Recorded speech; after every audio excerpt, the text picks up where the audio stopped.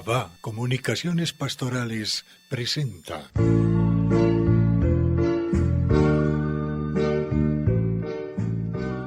Controversia frente al mundo.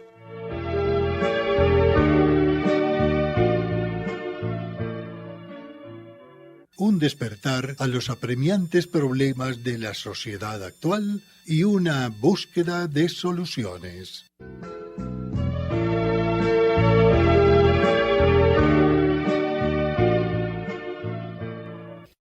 Bien, amigos y amigas, damos comienzo a nuestro programa Controversia con el Mundo. Vamos hoy a tratar un tema referido a los actos humanos. Todo lo que el hombre hace en la vida, pues, es un acto humano. Pero lo que hace irreflexivamente también es un acto humano, pero un acto humano, repitamos, irreflexivo, sin ningún discernimiento. El ser humano de hoy parece que no se apechara de lo que implica el proceder de una u otra manera. Casos tenemos a granel, pero dejemos que Ramón sea el que nos explique de una manera muy breve cuál sería este tema y empezaríamos el diálogo. Sí, para todos un saludo muy especial. Este tema de la responsabilidad de los actos humanos, pues lo podemos considerar como muy general, porque no estamos apuntando aquí a personas en concreto, pero partimos de lo general y llegamos a las vivencias, de tal manera que lo consideremos en términos de la responsabilidad individual de cada sujeto, de cada persona, de cada ser humano. Todos tenemos una responsabilidad personal, y no solo consigo mismo, con nosotros mismos, sino con Dios, con la sociedad, con el ambiente, con lo político, con la convivencia, con el medio ambiente, con la familia, es decir, de acuerdo al rol o papel que desempeñemos en esta sociedad, según la tarea que Dios nos colocó a cada uno para realizarnos como persona. Entonces, hay campos diversos: lo personal, lo social, lo religioso, responsabilidad de actos humanos en el campo de lo religioso, en el campo de la doctrina católica, en el campo de la Iglesia Católica, en el campo de Estado, en el campo de la gobernabilidad de los representantes en los distintos poderes que tienen los estados, y en el proceso de formación académica que llevamos. Entonces, la responsabilidad de los actos humanos desde la escuela, desde el colegio, desde la universidad, desde la calle, en fin, todos estos hechos. Y entonces podemos decir, ¿y cuándo se trata todo eso? No, simplemente tratamos de apuntar a lo que es esencialmente la responsabilidad de los actos humanos y cómo los estamos aplicando en este momento de la historia.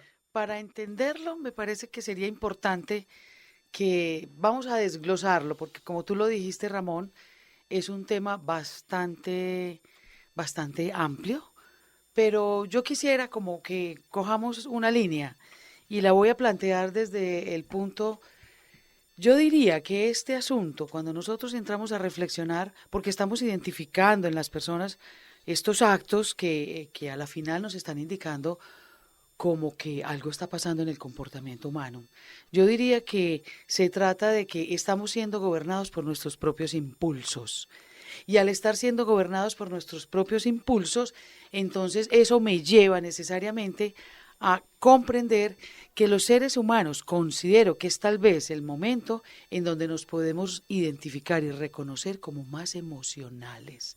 Yo diría que el tema de las emociones humanas puede ser el que esté en este momento evidenciando tanta cosa que estamos percibiendo y que estamos encontrando a nivel social, pero que logramos identificarlo en términos, como tú nos invitas, Ramón, de comportamiento.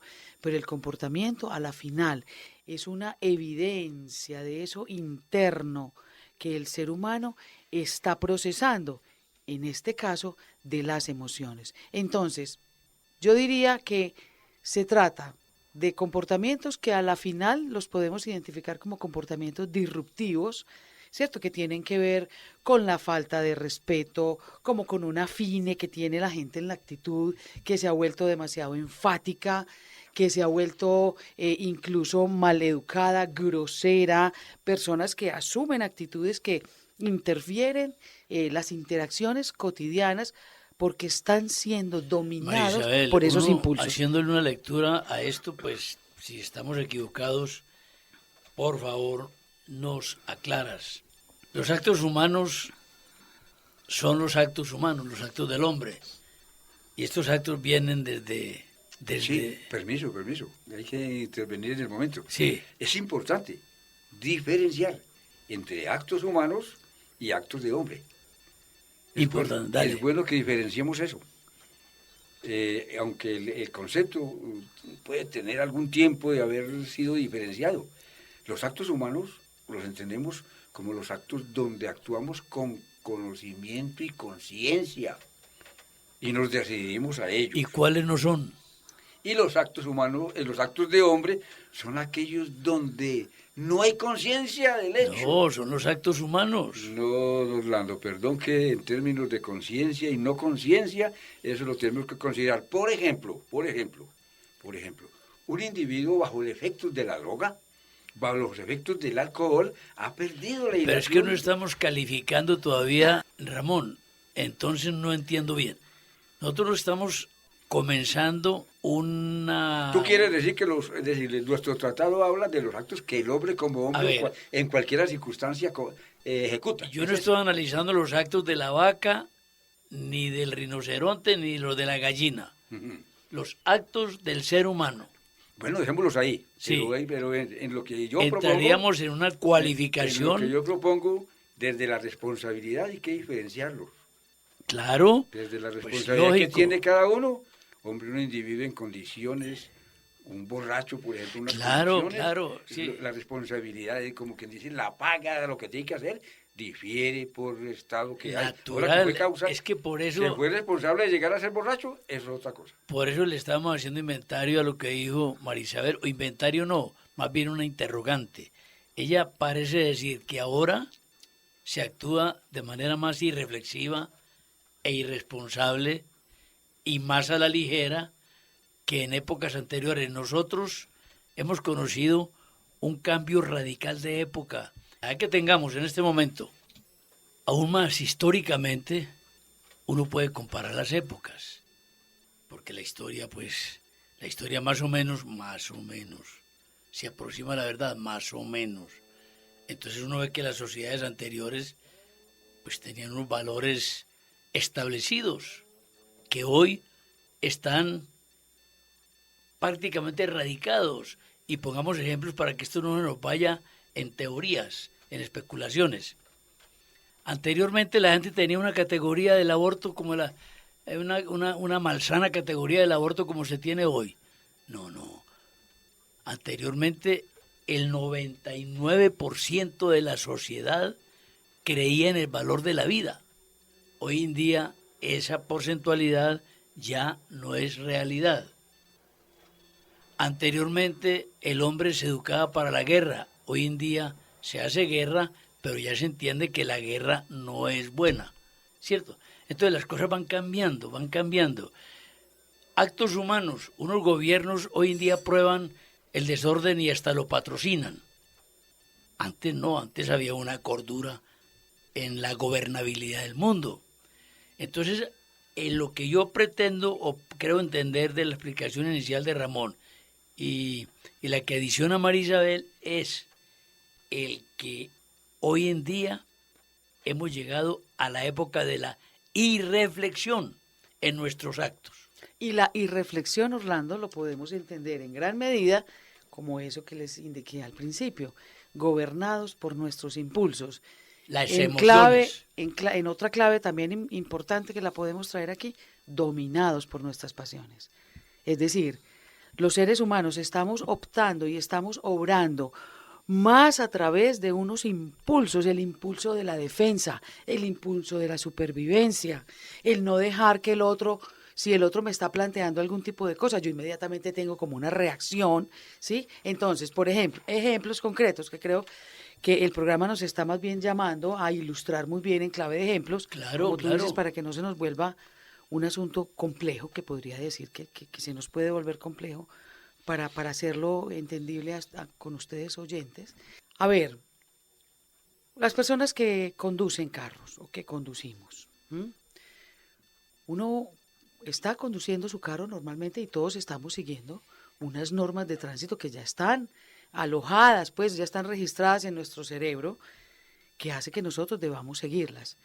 Pero yo no sé, y se los comparto, cada vez notamos personas más, yo voy a utilizar una palabra, más altaneras en el asunto de la conducción.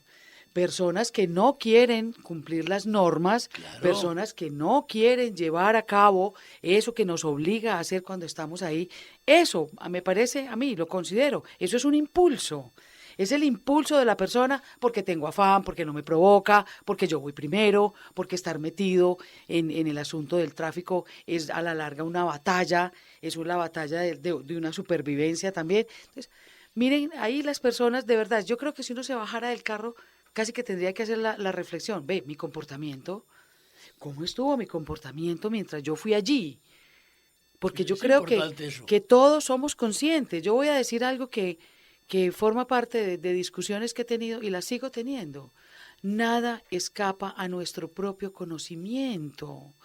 En términos de mi persona, las personas sabemos qué hacemos. Las personas sabemos cuando nuestro comportamiento se salió de la línea. Claro, claro. Lo sabemos. Otra cosa que creo que es a donde queremos llegar es que lo estamos tolerando, nos lo estamos permitiendo, nos estamos dando el permiso de pasar la línea del comportamiento, que es la que genera consecuencias, que es la que tiene efectos en las interacciones humanas y lo podemos llevar al plano de lo social.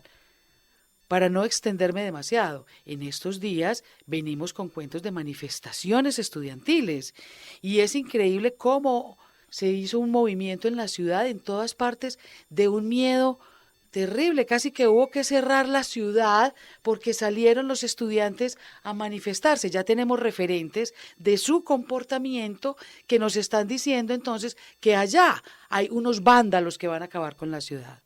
Entonces miren que también estamos haciendo interpretaciones erróneas que nos están llevando, hombre, a todo este caos, diría yo que es a la final de lo que se trata. No, y esas interpretaciones erróneas se dan también en la falta de profundización de los fenómenos que se dan hoy en día en la sociedad. Los estudiantes salen emotivamente a manifestar, a veces objetivamente, pero muchas veces emotivamente solamente. Mire, si a los estudiantes y a los sindicatos y a todos nosotros nos importaran los valores reales, entonces saldrían los estudiantes, saldrían los sindicatos, saldríamos todos a protestar contra el aborto, que es más grave que un presupuesto estudiantil, porque la aprobación del aborto es una degeneración de la conciencia. La aprobación del aborto es una degeneración de la conciencia. En cambio, un presupuesto que se le niega a un plantel educativo o a un plan educacional, hombre, hay que reclamarlo, pero sopesemos las dos tragedias. ¿Cuál es superior? Y entonces, ¿por qué nosotros no protestamos por subsanar el mal peor y alegamos por el mal menor? Yo creo que estamos ante un tema de este programa de controversia. Y en controversia con el mundo, no entre nosotros mismos. Porque nosotros hacemos parte del mundo y tenemos los defectos que el mundo tiene. Claro. Pero queremos mirar la cosa desde cierta liberalidad. Entonces, entre nosotros puede haber diferencia de punto de vista frente al asunto, frente al tema. Y por eso es controversia. Ahora, estamos poniendo en tela de juicio lo que pasa en el mundo. No estamos poniendo aquí en tela de juicio la conducta o el pensamiento del compañero. Ah, claro. Es en ese sentido. Y para mí, lo primero que se me ha venido y se usó la palabra responsabilidad es que en el fondo el tema aquí, el quid, donde se juega el partido, es en la responsabilidad moral, que corresponde a valores, y en la que hay de por medio un juego de actitudes o emociones que a veces están por encima de nuestro mismo propósito y nuestra misma razón. Y esto no nos tiene por qué escandalizar. El mismo San Pablo lo expresa claramente cuando dice, con toda honestidad, ¿cuántas veces hago el mal que no quiero? Desde el punto de vista de la razón, lo tengo claro que es un mal. Y desde el punto de vista de la voluntad y las emociones, no lo quiero rechazar. Pero ¿cuántas veces hago ese mal que no quiero y dejo de hacer el bien que quiero? Ahora, aquí estamos en esa onda, en esa dimensión, en esa perspectiva, pero analizando la responsabilidad que tenemos frente a nuestros actos, de los cuales se puede seguir algo bueno o algo malo. El ejemplo de las manifestaciones que están de moda por el presupuesto de la educación, por la corrupción y ante la masacre de los niños sin nacer, no nos expresamos. No nos expresamos. Ahí hay indolencia y entonces hay una tergiversación de valores, porque no vamos a negar que es justo que pidamos que haya un buen presupuesto para la educación, o que haya justicia social, o que no haya corrupción. Pero es que eso, por encima de todo eso está la masacre de la vida y de la vida en su origen, con un indefenso. Entonces está el valor supremo de la vida que tenemos que respetar. Y si no lo respetamos, entonces ahí somos responsables. La palabra responsable, etimológicamente, semánticamente, nos remite y nos ubica en esa dimensión de responder. Entonces nosotros somos responsables de nuestros actos cuando somos capaces de responder por lo que hacemos y por las consecuencias de lo que hacemos. Y tenemos que tener claro qué malo se puede seguir o qué bueno se sigue de mi acción. Ramón, ¿estamos cogiendo el hilo de tu planteamiento o no? Sí, vamos por la ruta. Sí, lo que quisiéramos es que podamos dejar este mensaje de la responsabilidad de nuestros actos clara. Pero para llegar a ese punto nosotros tenemos que admitir ante lo que vemos que nos confundimos, porque nos preguntamos, ¿y cómo es posible esto? ¿Cómo es posible aquello? ¿Cómo no se hace esto? ¿Cómo se hizo aquello? ¿Cómo se asesina a un líder? ¿Cómo se desprecia el ser humano? ¿Cómo no hay caridad? ¿Cómo los gobiernos se enfrentan? ¿Cómo? En fin, una serie de cosas. Y entonces nosotros nos hacemos la pregunta, ¿quién responde? Y tiene que haber alguien que responda. Y por eso por eso denunciamos unos campos políticos, individuales, estamos allí, que tienen connotaciones sociales. Si la responsabilidad individual no apunta a la esperanza social, paso a ser un irresponsable en lo que haga. Entonces debo tener claro, ¿de dónde sale eso? Veamos por qué esto llega hasta allá, y como si dijéramos todavía en abstracto, María Isabel, para que nos ayudes, ¿y quién responde? Todavía en abstracto, ¿y quién responde? Entonces busquemos unas razones de la responsabilidad versus irresponsabilidad. Sencillamente, desde cuando apareció en el siglo de luz, en el siglo XVI, aparecieron las corrientes filosóficas y aparece el relativismo de pensamiento, el relativismo de las ideas donde las cosas son si a mí me parece que sean. Así es. Si yo las veo que me parecen. Mira, Sí, Ramón, yo entonces pienso que sí. caemos ¿a dónde?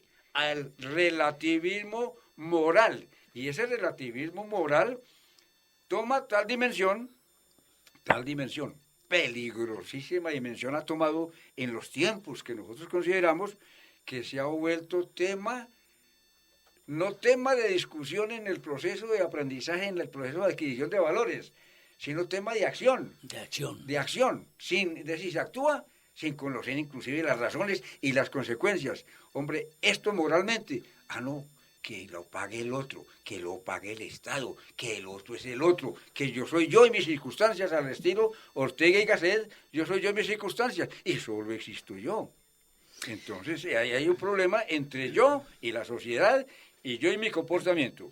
Yo me voy a atrever también a que tratemos, porque me acabas de suscitar y me pasó la imagen de que, digamos que todo esto que se está manifestando, es decir, yo diría que todo ha sido inoculado por el relativismo. Todos los órdenes humanos han sido inoculados por el relativismo. Es decir, casi que me atrevería a decir, siendo muy atrevida, que cada ser humano ha adoptado ya una postura relativista frente a la vida. Y que en unos puede ser absolutamente evidente, en otras se puede comportar de manera más sutil, pero yo creo que esto ya tocó la conciencia humana, digámoslo así. Pero me voy a atrever también a tratar, que la imagen que me suscitaste escuchándote, Ramón, era, no sé por qué me pasó la imagen del metro de Medellín, y de ver la gente en el metro de Medellín.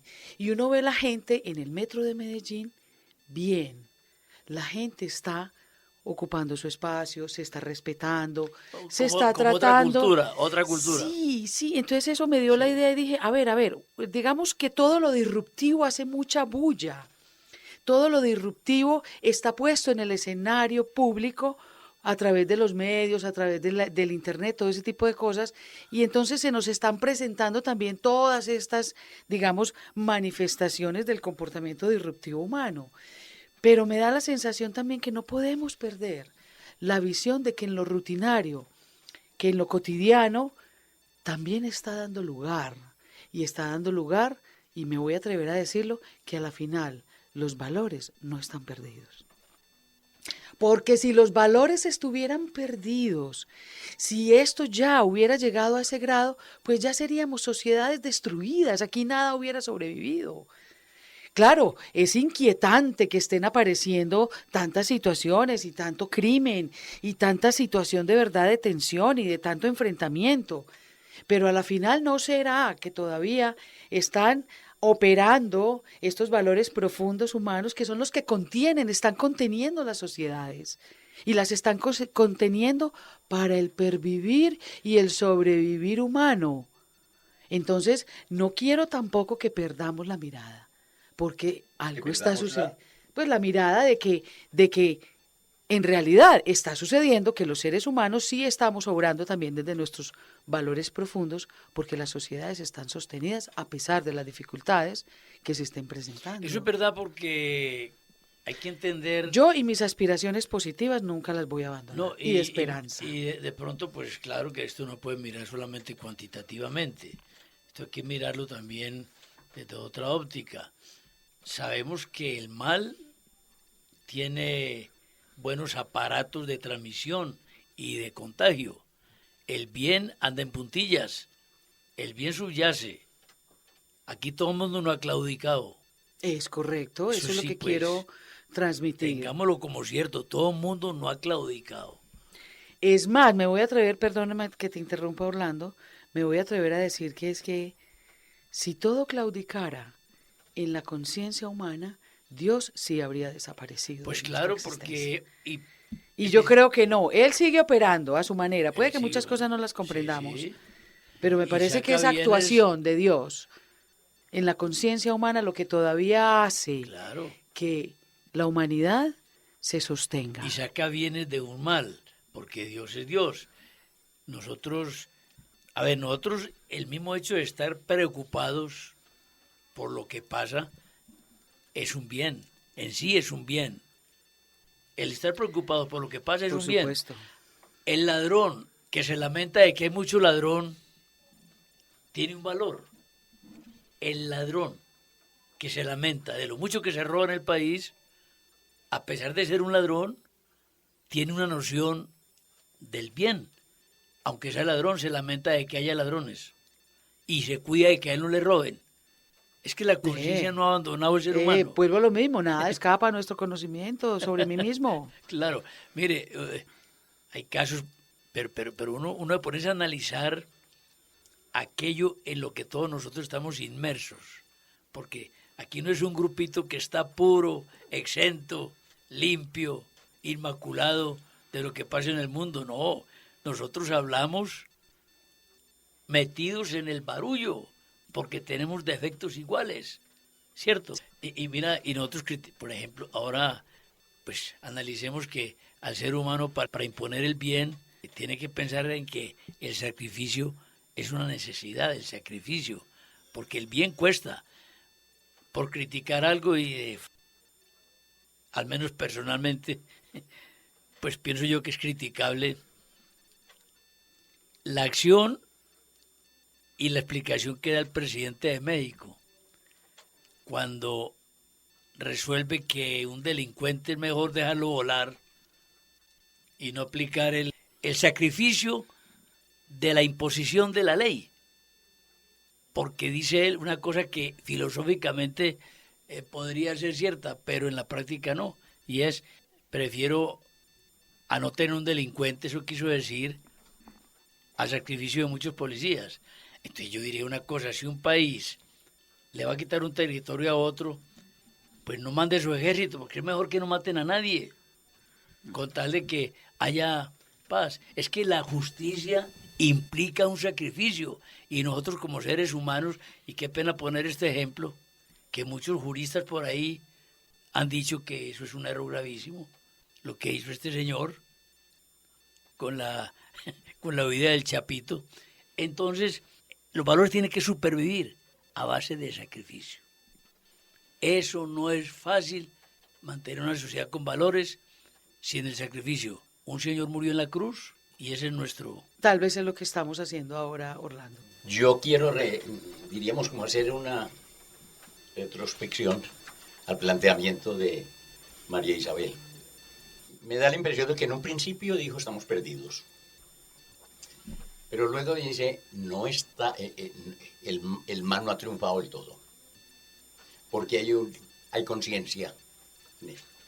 Y trae a cuento, a raíz del planteamiento de Ramón, la imagen que se le había venido del metro, el orden que hay en el metro, aunque haya excepciones. Te voy a interrumpir, pero muy brevemente.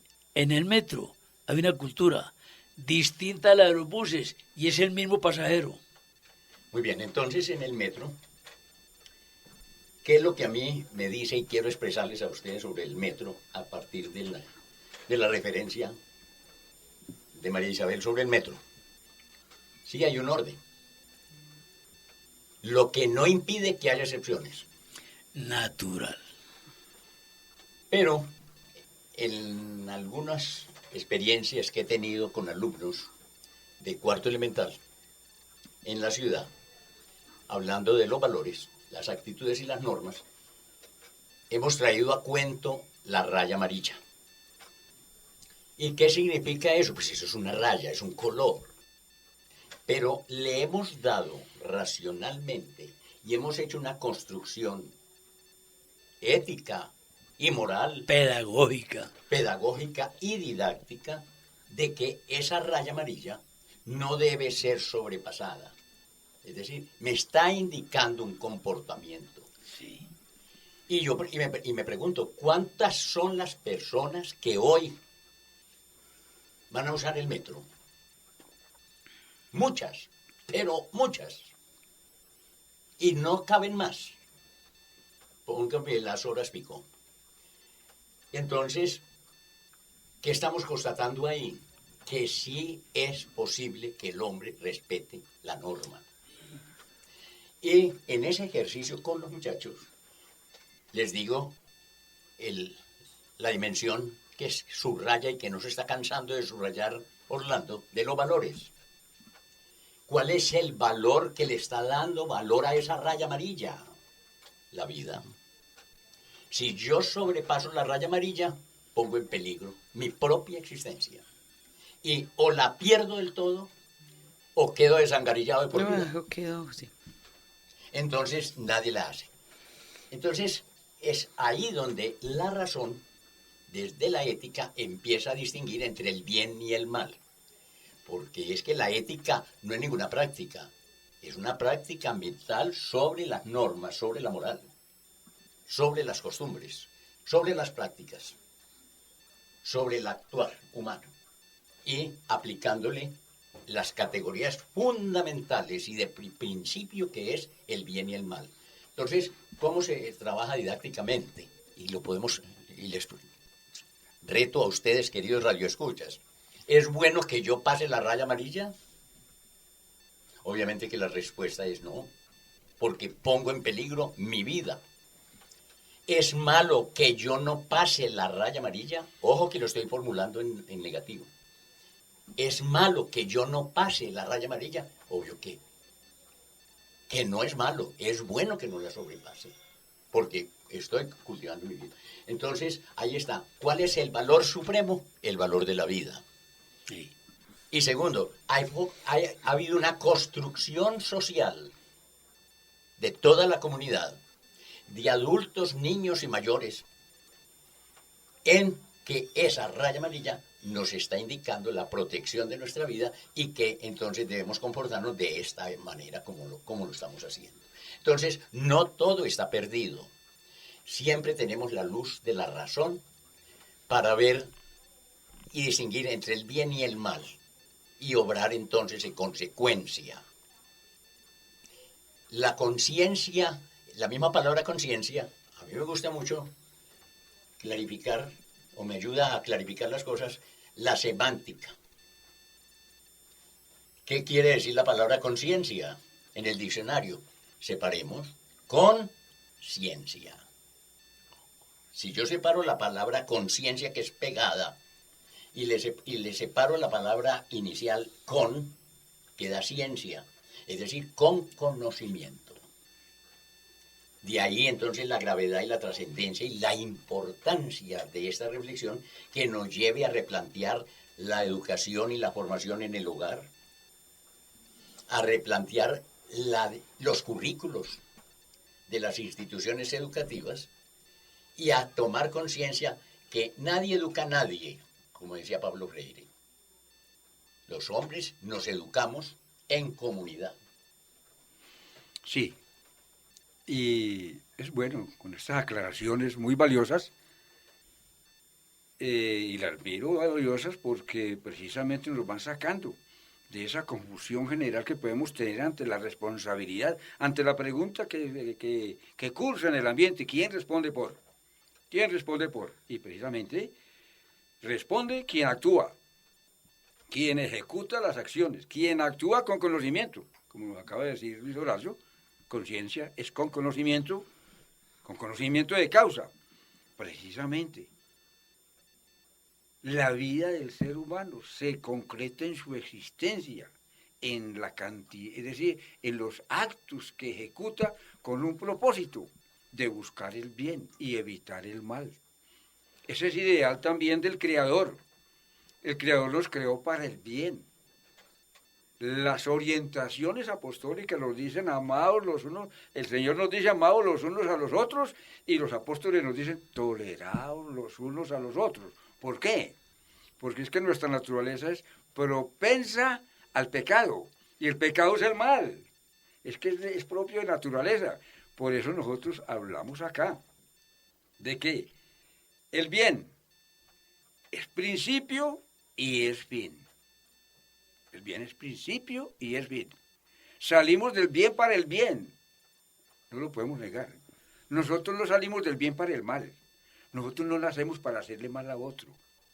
Así seamos propensos al mal. Es decir, la naturaleza humana, aunque es propensa, precisamente tiene unos mediatizadores de ese comportamiento. ¿Cuáles son esos mediatizadores que tenemos que hacer conciencia de ellos? Conocemos la ley de Dios, son orientaciones. Los mandamientos, ¿qué son? Orientaciones para comportarnos. Son caminos que el Señor nos pone, pero que nosotros, como nos hemos ido del camino de Dios, los caminos han desaparecido y han aparecido entonces, y volvemos aquí a un punto muy, muy importante que les enunciaba María Isabel hace rato. Ese actuar impulsivamente, ese darle crédito solo a la emoción, que cuando se desboca la emoción es peligrosísima. Entonces, la emoción tiene que tener unos mediatizadores que cuáles son los valores y principios fundamentales. Me permito entonces que con estas aclaraciones cada uno diga, a ver, mi papel como padre de familia, mi rol como padre de familia tiene estos deberes y tiene estos derechos, tiene este campo de acción para tener unos hijos que crezcan, que se desarrollen como personas buenas y útiles a la sociedad y sirvan al otro. Si estoy en ese campo de cumplimiento, pero hagamos la contrapregunta, es decir, lo que no responde a esa conciencia del que llamamos, es un padre responsable, una madre de familia responsable, un maestro responsable, un psicólogo responsable, un jefe de Estado responsable, un legislador responsable, un policía responsable, un ciudadano responsable. Hagamos la contrapregunta. Alguien llega a un puesto de administración y va a administrar personas y va a administrar bienes. ¿Cómo nos respondemos nosotros? ¿Cómo nos respondemos en términos de la responsabilidad de los actos humanos? Por los cuales y por tales tenemos que, como dice, responder. Hombre, llega un individuo a un cargo y pasan unos tiempos acusado de corrupción, se robó tanta plata, tantos miles de millones, y vuelve a robar. Y se busca un departamento, y ahí hay otro clan de ladrones, de administradores ladrones, y se va a otro clan, al legislativo, y por ahí hay unos patrocinadores de ladrones, y se va a la parte de la medicina, y hay otro campo de ladrones, un campo de esos, y se va al campo de la ciudad, ladrones por aquí, ladrones por allá, y se va a un campo de áreas, ahí hay que pagar vacuna para poder abrir la puerta. Ahí hay que pagar, y eso se vive aquí. ¿Será que estamos...? Y yo trato de ser optimista. Es decir, entonces, precisamente, como el ser humano, y me parece maravilloso, ¿qué tal quedarnos ahí, aunque tengamos que sufrir las consecuencias de lo humano? De los actos humanos. Me alegra ese optimismo, porque tenemos que partir, aunque sucedan todas esas cosas, pero no las podemos ocultar. No las podemos ocultar. Unos se hacen elegir a la fuerza. Otros someten al otro a la fuerza. ¿La libertad cuál es? El sometimiento. Atención que hay un sometimiento económico en el nivel de desarrollo de las naciones. Es una esclavitud del individuo para tener para satisfacer sus necesidades básicas. Sin embargo, con toda esta oscuridad, tiene que haber salidas. Y una de ellas es ponernos a reflexionar sobre esos campos. ¿Por qué? Porque el hombre, a la vez que es corruptible, es correctible. Ramón, riámonos un poquito de esta situación tan real que has descrito, para que sigamos con la profundidad del tema, que el señor Horacio también iba a decir algo, igual María Isabel. Pongámosle un chistecito a esto de algo que ocurrió y que da risa. Realmente el mal a veces, cuando se empodera de una persona, lo hace de tal forma que también hacer el mal a veces implica sacrificio, pero lo hacen o lo hacemos. Mire, por allá en 1970 y pico se estrelló el avión en el cerro de San Nicolás, entre el municipio de Bolívar y el Chocó, cerro muy alto. Allí falleció pues el muy recordado y bien llorado Monseñor Gerardo Valencia Cano, un hombre de conciencia social, un santo. Pero el cuento va a esto, hombre, que después de mucha exploración aérea se logró localizar los restos del avión en la cumbre. Y como esa cumbre era inaccesible, pues hombre del ejército te digo, bueno, en 3 días se podrá llegar al rescate de cadáveres y cosas. Efectivamente llegaron. Ya los ladrones habían desocupado el avión con todo lo que quedó en buen estado. Ya no había carteras y no había nada. Los ladrones. Y se necesitaban 3 días para acceder a la cumbre. Orlando, y creo que pasa con todos los aviones que caen en tierra. Todos los que se vienen cayendo a lo largo de la historia tienen esa característica. Llegan primero los ladrones. Le aseguro que bajan al Galeón San José. Sí, y ya no van a encontrar nada. Bueno, entonces rescatemos en esto. Bueno, es decir, a pesar de que es un chiste, ojalá que no sea un chiste. Porque ellos también son buzos, dale. Entonces yo vuelvo sobre aquello de que hacer el bien y hacer el mal cuesta. A los ladrones que subieron hasta ese cerro a saquear el avión accidentado, les costó la subida. Y mucho, ¿Cómo? y mucho. Y mucho más porque no iban con los recursos con los que iban los profesionales, Los de los 3 días. expertos en rescate. Porque un conocido en otro accidente aéreo aquí en el Cerro del Burro, pues ahí por los alrededores de Murrí, de Frontino, todo esto, él fue a rescatar y cuenta el hambre que se pasa y el frío que se pasa intentando llegar al lugar del siniestro. Sacrificio el que quiera. Y segundo, en nuestro medio, por ejemplo, y en este auge de narcotráfico en el mundo, ellos, los narcotraficantes y los no narcotraficantes, son conscientes de que la ley que impera ahí es de la muerte. Exacto.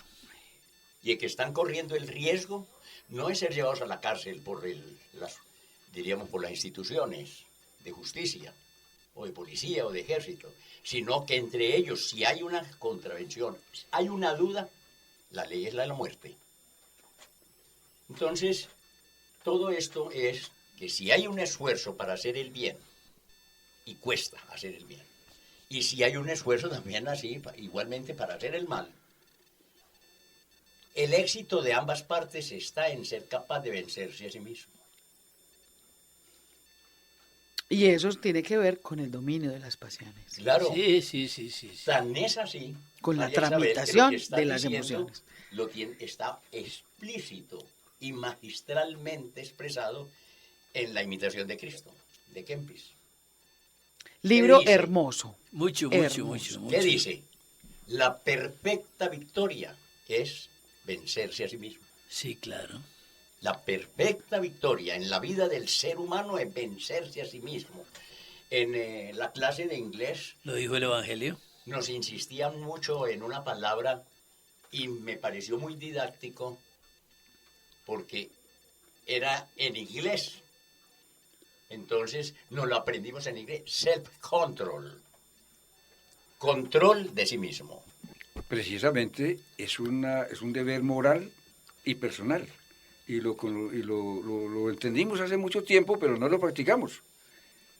Un principio que dice, conócete a ti mismo. De los griegos. Conócete a ti mismo y solo a ti mismo. Y conociéndote a ti mismo, ¿cómo eres? Pues puedes entonces entrar en relación con los demás. ¿Será que hoy el hombre se preocupa por conocerse a sí mismo, por conocer de sus potencialidades o atributos que tiene como ser humano? ¿Será que el hombre de hoy se preocupa o nos preocupamos por conocer cuáles son nuestras limitaciones, nuestras debilidades, María Isabel, nuestras pasiones, nuestras emociones, nuestros descontroles, nuestros motivos de esclavitud, nuestras reacciones? Esa pregunta tiene, es decir, cursa en todas las épocas. Conócete a ti mismo y sabrás quién eres. Y sabrás quién eres. Y yo diría que sí lo podemos hacer. Exactamente. Entonces, en términos de lo que veníamos explicando, es precisamente un problema de desconocimiento de sí mismo, de los demás y de la realidad en la que estamos, porque aquí no estamos fantaseando cuando significamos todos estos casos. Ese conócete a ti mismo surgió entre los griegos, como ya se ha dicho, y la acuñó nada más y nada menos que el padre de todos los filósofos y la filosofía, Sócrates. ¿Y de dónde salió Sócrates con esa expresión? De la dimensión que venían cultivando los griegos del cuidado de sí mismo. Y en ese cuidado de sí mismo lo primero es la conciencia, su comportamiento, la moral, y su conocimiento sobre el comportamiento, la ética, para lograr dominar entonces las pasiones. Si yo no conozco cuáles son mis puntos débiles, ¿cómo los voy a fortalecer? ¿Cómo los voy a vencer? Entonces, es un movimiento que tenían ellos extraordinario, humanizante, ya que estamos hablando aquí de actos humanos, el cuidado de sí mismo. Y ese cuidado de sí mismo... Cristianizante, aunque no había llegado Cristo. Por eso no lo nombro todavía. Sí. Es humanizante de cuidar de sí mismo. Y yo no puedo cuidar de sí mismo si no me conozco. Perfecto. Entonces, la primera regla, la primera norma, la primera práctica del cuidado de sí mismo es empezar por conocerse a sí mismo. Ahora, hay una cosa y es la siguiente. Nosotros estamos propensos hacia el mal, pero también estamos propensos hacia el bien. Entonces, ahí es donde está la responsabilidad. Si somos capaces de responder por el bien que debemos hacer y somos capaces de responder por el mal que no queremos o no debemos hacer, utilizando la disyuntiva de San Pablo. ¿Cuántas veces hago el mal que no quiero y dejo de hacer el bien que sí quiero? Entonces está ahí en juego el bien y el mal, es decir, la moral, los comportamientos buenos o los comportamientos malos. Yo diría, y desde el principio tengo una inquietud, y es que nosotros hemos sido llamados a la existencia, que es un misterio. La existencia de todo lo que existe, eso todo que nosotros englobamos en esa expresión, lo que existe es un misterio. Pero por encima de la existencia, Dios nos participó su vida, y por eso somos seres vivos. Otra dimensión, por encima de todo lo que existe, está el hombre. Y en ese sentido es, creo yo, donde la Sagrada Escritura y los antiguos lo concibieron como el rey de la creación. Está llamado a estar por encima del bien y del mal, y a someterse a sí mismo y a someter el mundo. Entonces, como vivo, habitamos un espacio y convivimos con otros. En primer lugar, convivimos con la casa que Dios nos ha puesto a habitar, que es el mundo. La casa común, como la llama el Papa Francisco. Y ahí empieza la primera, diríamos como la primera y más general responsabilidad en esta convivencia con los demás, en este caso con el mundo, y que se ha puesto bajo nuestro cuidado, y que si vamos en la onda que veníamos hablando ahora, vemos cómo lo estamos destruyendo. Y ya hay inclusive sugerencias de hasta cuándo va a resistir esta tierra sin estallar y ser habitable para el ser humano y todo lo demás que existe en el mundo. Que el universo no se acabará, la materia no se acabará, la creación no la acabaremos, pero sí podemos destruir esta casa y somos responsables de nosotros mismos y de aquellos con quienes compartimos la vida, porque Dios teje la historia de unos con los otros. Entonces, en ese sentido, yo no soy solamente responsable de mí, sino que soy responsable de los otros. Sí, muy bien, eso me parece muy acertado y asertivo en el caso que estamos manejando. Exactamente, nosotros consideramos por vía de nuestra racionalidad, por vía de nuestro pensamiento, de nuestras atribuciones como seres humanos, que la vida y la existencia son un misterio porque no depende de nosotros. Es un regalo. la vida. Eso nos lo ha dado el Señor, la creación. Y la existencia es darle vida a la vida, con los actos, con nuestros comportamientos. Pero de esa vida y de esa existencia tenemos que responder. Y nadie se escapa. Todos tenemos que responder.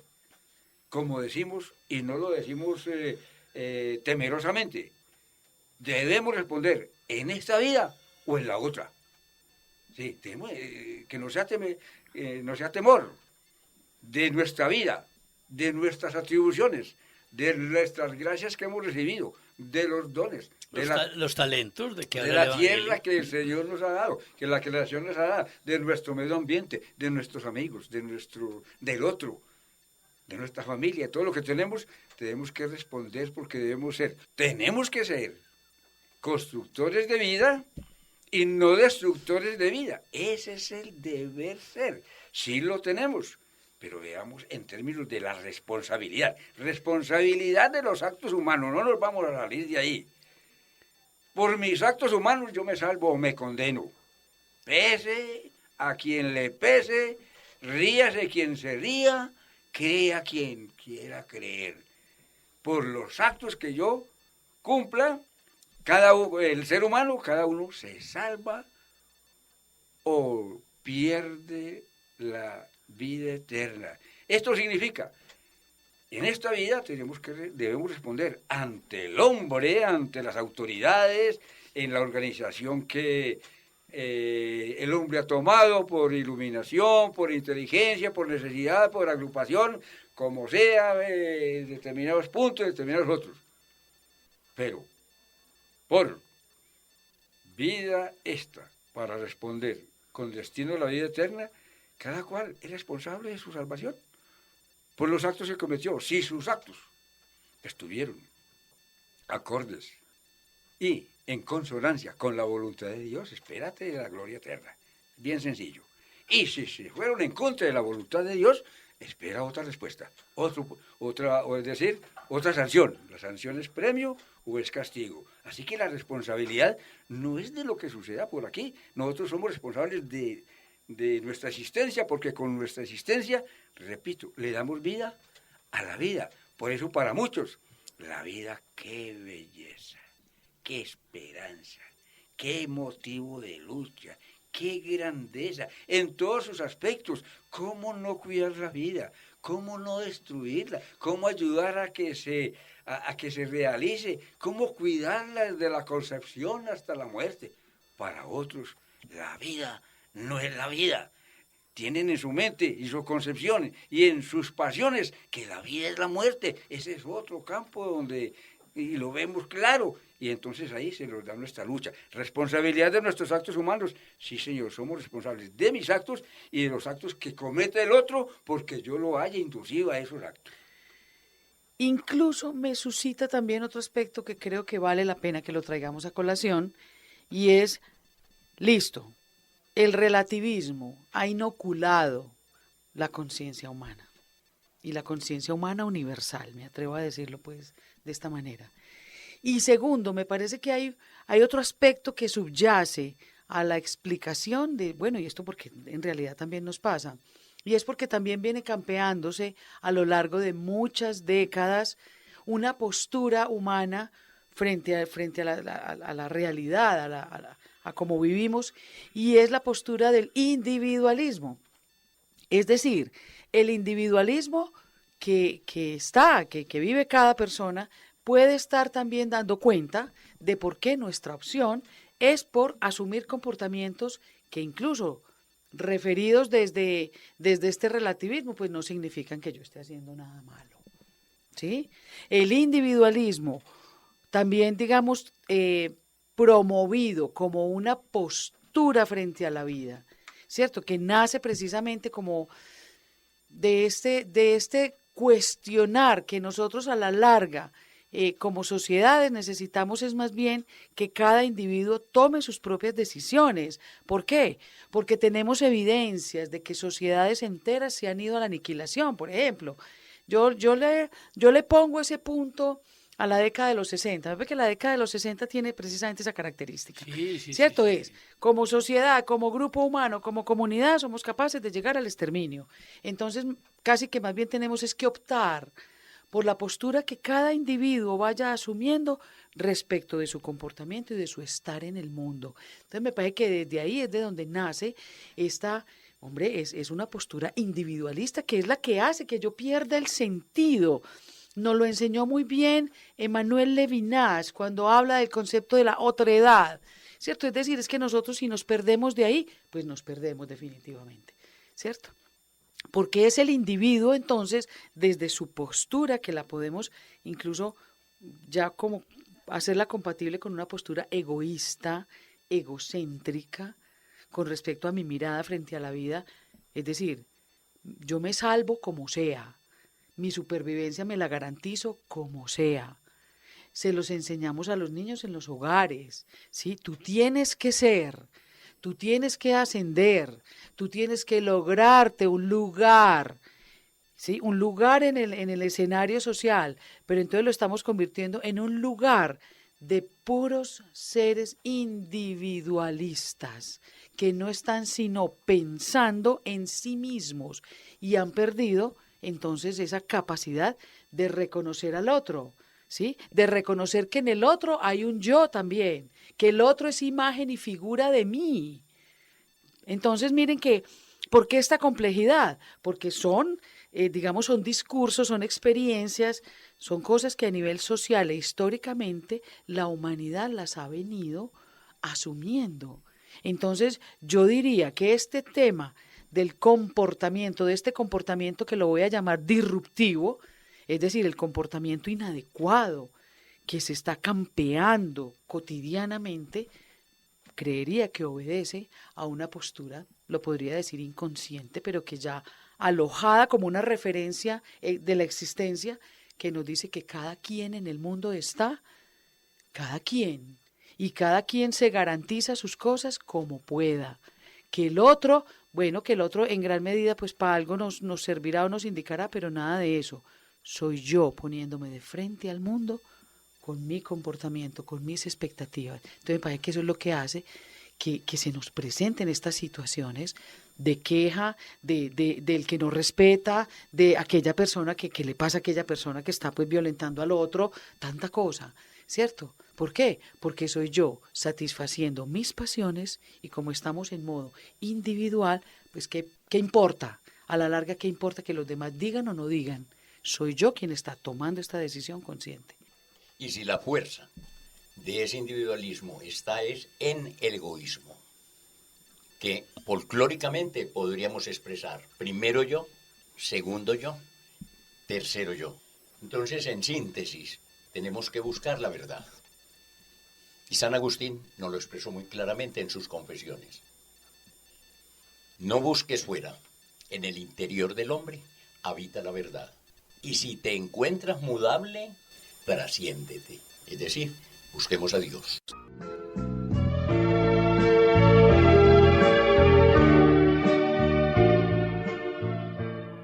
Controversia frente al mundo.